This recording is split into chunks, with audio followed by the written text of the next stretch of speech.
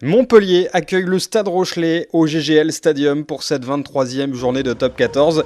Une semaine après le plus grand exploit de l'histoire du club maritime et une victoire en demi-finale de Champions Cup face au Leinster, un autre défi est proposé aux hommes de Jono Gibbs. Le club à la Caravelle n'a tout simplement jamais gagné dans son histoire ici en terre héroltaise. La Rochelle avec une équipe remaniée et plutôt à son aise dans cette entame de match face aux Montpelliérains qui sont acculés dans leur camp mais qui vont profiter des pertes de balles adverses. Les joueurs du MHR vont relancer à la main depuis leurs 22 mètres. Arthur Vincent va trouver la faille dans le rideau adverse grâce à une feinte de passe. Johan Goossen à ses côtés a bien suivi. Il est servi sur la médiane avant de bénéficier du soutien à son tour d'Anthony Boutier qui va résister au retour de Jules Pisson pour marquer le premier essai du match. Moins d'un quart d'heure de jeu et Montpellier qui vient d'inscrire un essai sublime de quasiment 100 mètres contre le cours du jeu. 20e minute, rebelote. Montpellier va encore fructifier une perte de balle adverse. Cette fois, ça se passe autour de la ligne médiane. Magnifique croisé d'Anthony Boutier pour Vincent Rattez. Le soutien de Renac qui est repris à 5 petits mètres de la ligne. Le ballon va vite être éjecté sur les extérieurs. Situation de surnombre pour le MHR. Et c'est signé, cette fois, Johan Goossen. On revoit au ralenti l'implication de l'ancien Rochelais Vincent Rattez.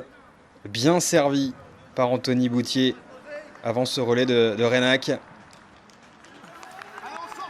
Le soutien offensif arrive rapidement et ça fait la différence. On n'a pas d'image claire d'un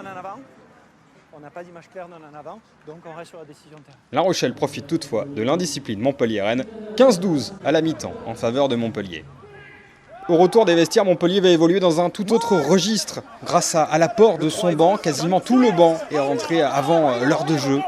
Et le MHR va largement remporter le défi physique à 14 contre 15 déjà. Les Montpelliérains ont marqué un essai à la 50e minute grâce à Paul Willemse, tout juste entré en jeu. Et les gros vont encore faire des ravages. Moins de 10 minutes plus tard, on approche l'heure de jeu en force.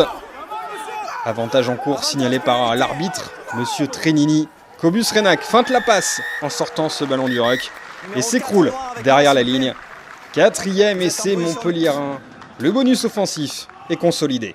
La messe est dite, La Rochelle a craqué et va craquer à nouveau à un quart d'heure de la fin de ce match sur un ballon porté. Dans un registre où habituellement la défense de La Rochelle excelle cette saison. Oui mais voilà, la plupart des cadres sont préservés pour ce déplacement au GGL Stadium. Béconnier marque le 5e essai des siens. La Rochelle va toutefois adoucir un petit peu la note dans les 5 dernières minutes de cette rencontre. Là encore, sur un ballon porté. Petite revanche des avants maritimes qui parviennent à marquer leur premier essai de la rencontre à la 76e minute par l'intermédiaire de Samuel Lagrange. 4e essai personnel pour lui cette saison. Score final 32-22, victoire bonifiée logique pour Montpellier qui a fait la différence grâce à sa puissance physique en seconde période.